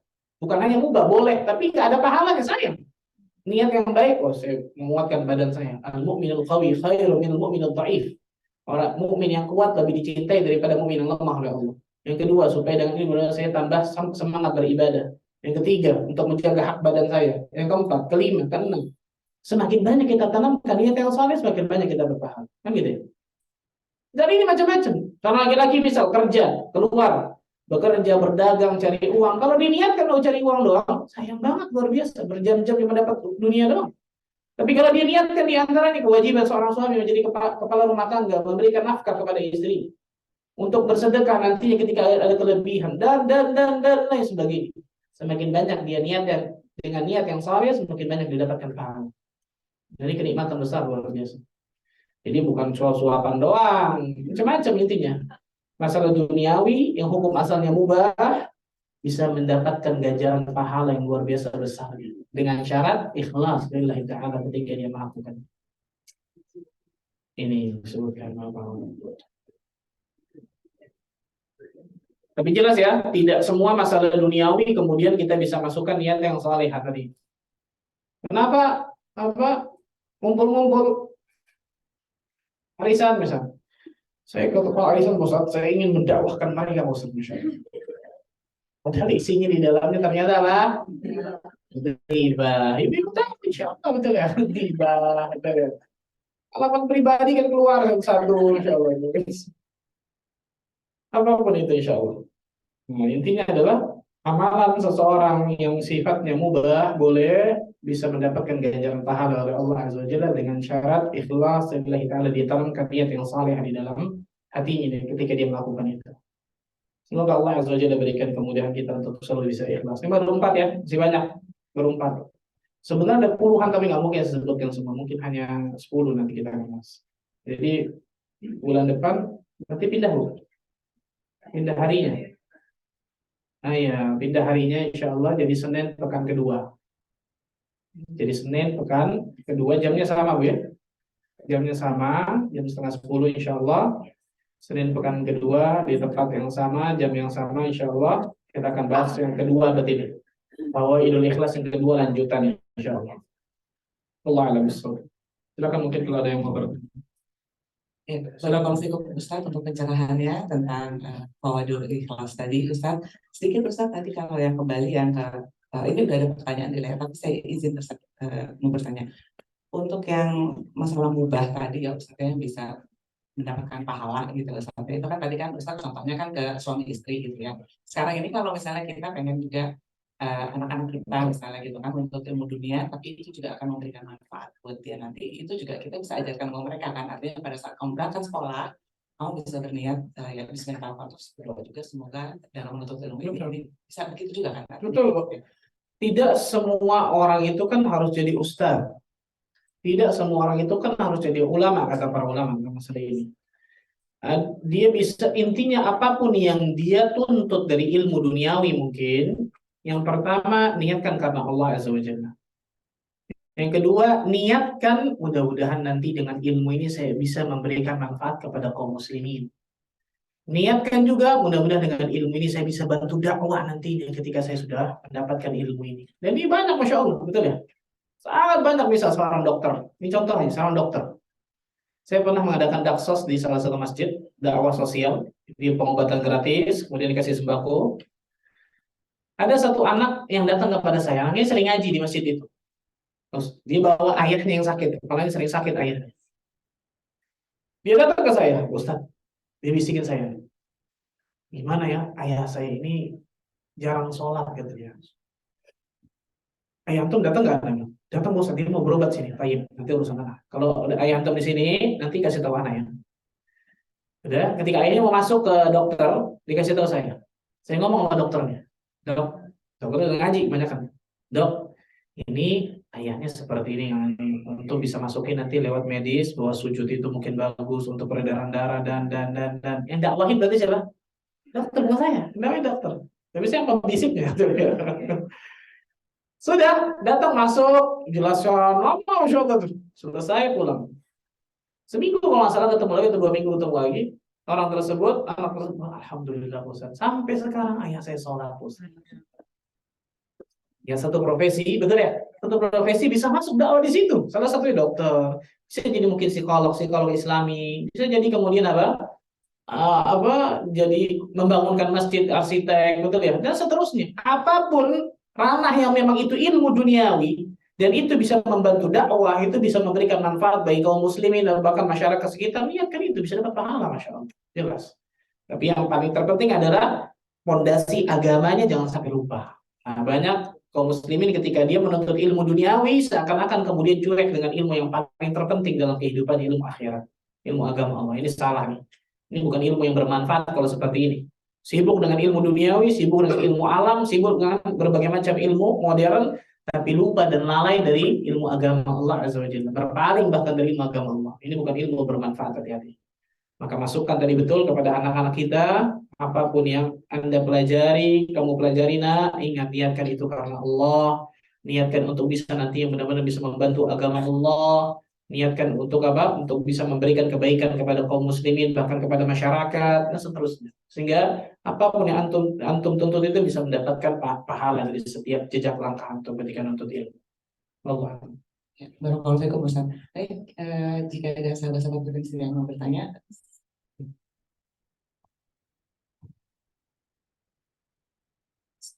Ustaz mau nanya yang poin ketujuh itu, seorang yang berzikir mengingat Allah dalam keadaan sendiri lantas air matanya berlinang, itu harus setiap saat berzikir atau misalnya pernah gitu sekali dua kali gitu Ustaz yang akan mendapatkan naungan? Nah, Selesai berpikir. nah, salah satunya jelas sifat orang-orang yang beriman, alladzina yadhkuruna Allah qiyaman wa qu'udan wa 'ala junubihim. Orang-orang yang beriman salah satunya ulul albab adalah orang-orang yang berzikir kepada Allah Azza wa Jalla dalam keadaan berdiri, duduk ataupun berbaring, kan gitu. Mereka selalu ingat Allah. Nah, kata-kata berzikir dalam hadis ini bisa secara yang kita tahu zikir dengan lisan, betul ya? Subhanallah, alhamdulillah, wa la ilaha illallah, dan seterusnya. Tapi zikir bukan cuma ini. Bisa berzikir dengan hati, salah satunya dengan bertafakkur, betul ya? Memikirkan tentang tanda-tanda kebesaran Allah Azza wa Jalla, memikirkan tentang kekuasaan Allah Azza wa Jalla, sehingga dengan itu timbullah pembesaran kepada Allah, pengagungan kepada Allah. Itu dengan hati bisa. Mengingat Allah dalam masalah amal soleh, mengingat Allah dalam ketaatan, itu dengan hati. Dengan anggota badan itu juga berzikir, kan gitu. Ini makna yang luas. Dengan anggota badan melakukan ibadah, ketaatan kepada Allah, menjauhi maksiat dan seterusnya. Itu pun berzikir, mengingat Allah Azza wa Jalla. Nah, salah satunya dengan lisan, kan gitu ya. Salah satunya dengan lisan. Makanya saya katakan tadi, seorang muslim dan muslimah, apalagi di zaman fitnah seperti ini, wajib punya yang namanya khalwat dengan Allah. Berkhalwat dengan Allah, berdua-duaan hanya dengan Allah Azza wa Jalla. Hanya diri kita dan Allah. Entah di dalamnya kita mungkin mengingat tentang dosa-dosa kita, ingat muhasabah, berzikir pada Allah, baca Al-Quran, bersalawat kepada Nabi SAW. Tapi harus punya itu waktu-waktu itu tuh. Waktu-waktu yang luar biasa prestis hanya kita dengan Allah itu. Yang waktu itu tuh akan memberikan berbagai macam dampak besar dalam hati kita dan iman kita. Dan itu jelas ketika apa? Ketika tambah sering tambah bagus, Masya Allah.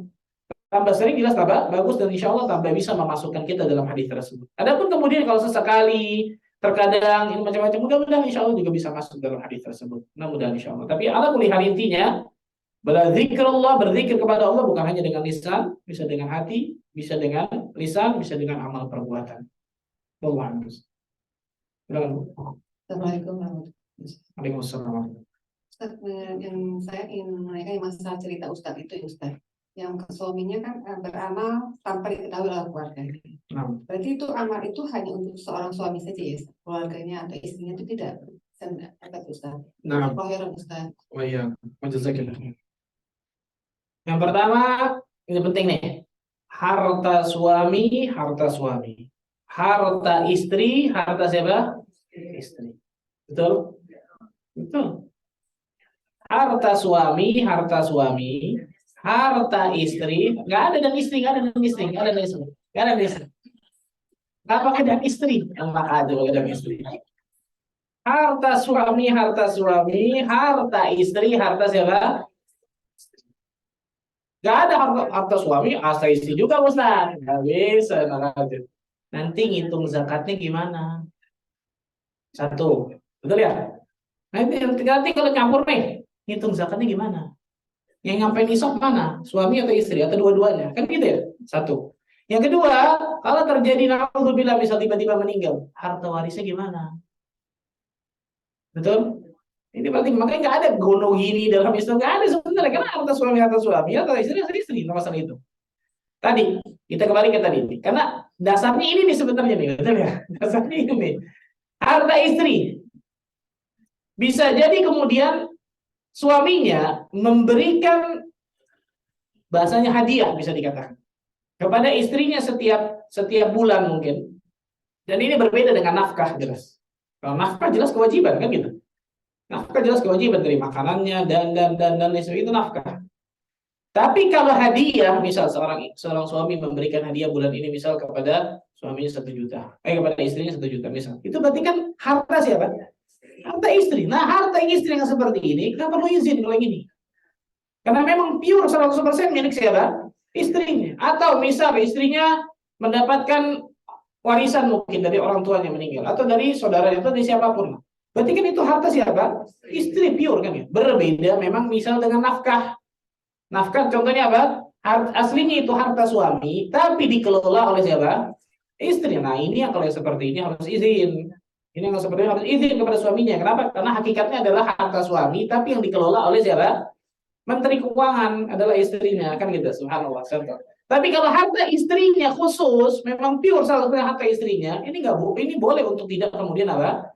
Izin, karena harta dirinya. Dia mau kasih siapa kan? Ibu-ibu mau kasih saya misal 1 M, boleh insya Allah. Contoh misalnya gitu ya. Boleh kalau memang itu harta istrinya pure murni. Sama seperti tadi, harta suaminya pure murni, kan gitu ya. Itu nggak perlu kemudian suaminya minta izin dulu kepada istri untuk ngeluarin. Enggak, kata para ulama tentang masalah ini. Jadi ini penting nih, makanya saya garis bawahi dulu nih kaidahnya. Harta suami, harta siapa? Suami. Harta istri, harta siapa? Jangan ada dan. Nggak tahu dari mana, Masya Allah. Dari hawa nafsu.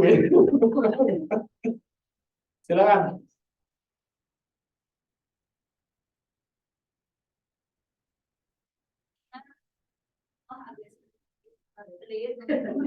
Tidak pernah memberikan hadiah. Ya. Jadi dibilang misalnya kamu bisa pakai uang tabungan. Nah, itu gimana? Apakah Kamu bisa pakai uang untuk apa nih?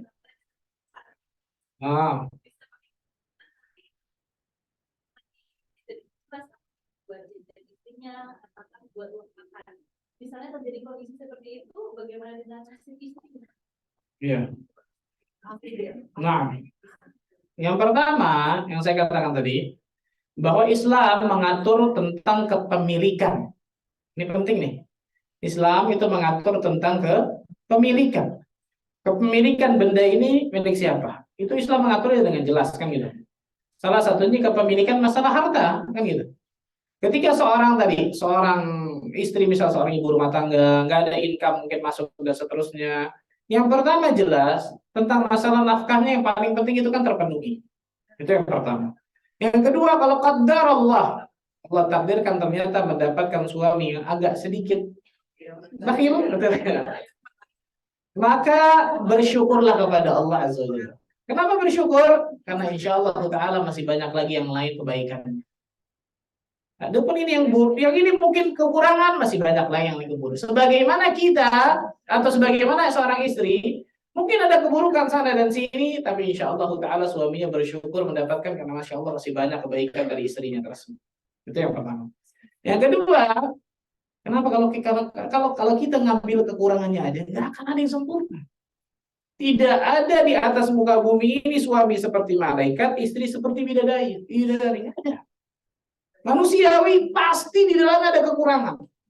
Dan inilah bedanya, ini bedanya. Ketika seorang hamba tambah kenal dengan Robnya sang Khalik, dengan seorang hamba tambah kenal dengan makhluk. Kalau seorang hamba tambah kenal dengan sang Khalik, dia akan semakin mencintai Allah. Kenapa? Karena tidak ada sedikit pun dia temukan aib kekurangan dari Allah. Tapi kalau seorang hamba tambah kenal dengan makhluk, satu-satunya pasangan hidup, betul ya? Maka dia pasti akan melihat, oh kekurangannya di sini, aibnya di sini, pasti tuh. Maka dibutuhkan dalam rumah tangga tasamuh. Saling apa? Saling memaafkan, saling toleransi, saling legowo. Kalau enggak, itu pasti berantakan gitu. Karena nggak ada manusia yang sempurna satu pun. Nggak ada, subhanallah. Ini penting tentang masalah ini, kan gitu. Allah misal ternyata mendapatkan suami yang agak bakhil, agak lah, lumayan kayak gitu. Lihat yang pertama, nafkahnya terpenuhi atau tidak. Kalau nafkahnya yang wajib ternyata belum terpenuhi, boleh. Ingat, jangan simpangin kata-kata saya nih. Nah, lihat ini. Hati-hati nih. Nafkah wajibnya belum terpenuhi, makannya, sekolah anak, dan seterusnya. Yang wajib, perhatikan nih. Boleh seorang istri mengambil uang suaminya, mayak fikih, kata Nabi. Dari apa yang mencukupkan diri kalian. Dari hadits Hind kepada Abu Sufyan kan gitu. Rasulullah SAW, Abu Sufyan ini rajul syahih, seorang yang bakhil pelit, suami tidak memberikan kepada diriku yang mencukupi diriku dari nafkah. Bolehkah aku mengambil yang memang untuk kebutuhanku? Perhatikan, untuk kebutuhanku, bukan mengambil asyik, poya-poya, enggak. Ini maling namanya, jadi kalau kita. Yang untuk kebutuhanku, kewajibanku, perhatikan. Khudhi ma yakfiki bil ma'ruf, kata Nabi. Ambillah dengan cara yang ma'ruf dengan itu. Maksudnya dengan cara apa? Dengan cara yang baik kan gitu.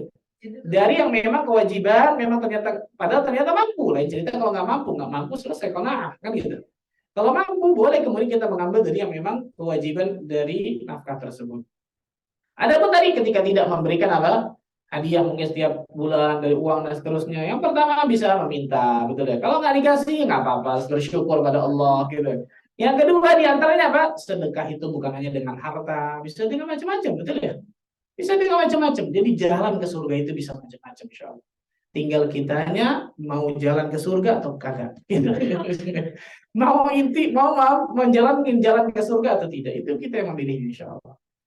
Wallahu a'lam. Ya, Pak. Sekarang sebentar maaf, saya izin baca di. Oh, ada pertanyaan.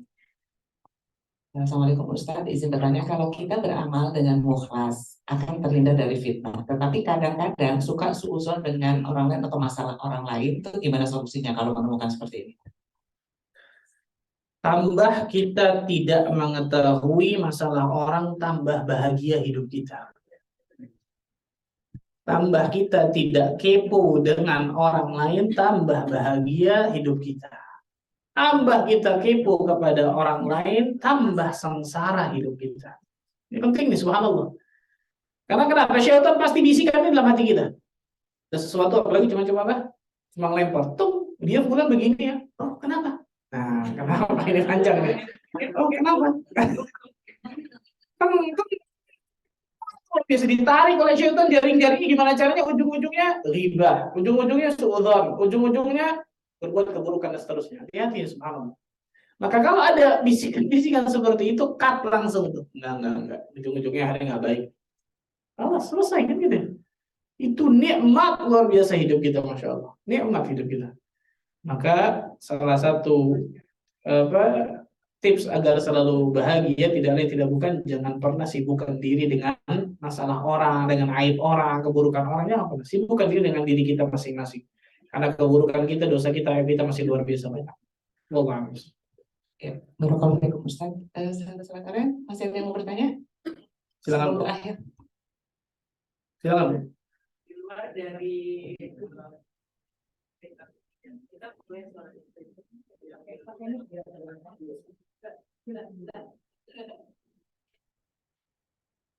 mengambil uang suami untuk memberikan sedekah tanpa diketahui suami, atau kita harus tahu suami? Nah, ini yang saya katakan tadi. Kalau itu uang aslinya uang suami, aslinya itu uang suami, tapi dipercayakan dikelola oleh istri, maka yang seperti ini izin dulu. Bisa ini antara dua ya. Izin di sini bisa izin dari awal, betul ya? Jadi nggak izin lagi, betul ya? Pokoknya dari awal sekali, Bang, kalau ada sesuatu yang penting saya boleh nggak sedekah dari. Oh, silakan. Udah selesai, kan itu boleh sekali. Atau mungkin setiap saat ketika kita mau sedekah kita ngomong, ini pun boleh. Antara dua kata para ulama. Kalau memang itu aslinya uang suami yang dikelola oleh istri, berarti kan aslinya uang suami kan gitu.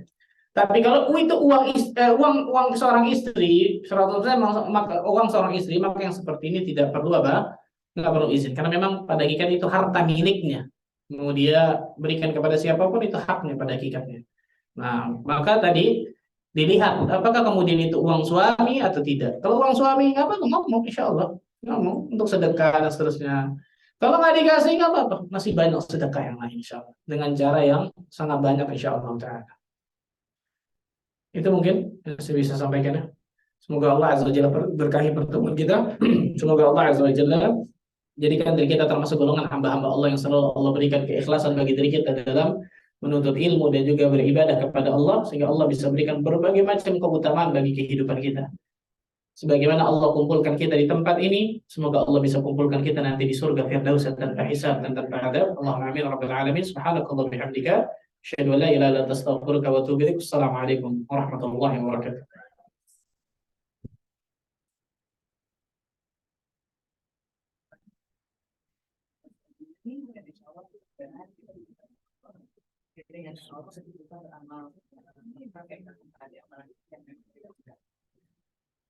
Maaf untuk yang terpengaruh untuk sajian kami melalui Bank Indonesia dan nomor kami.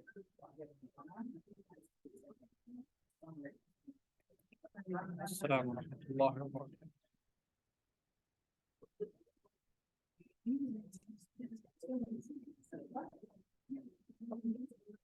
Saya langsung ya.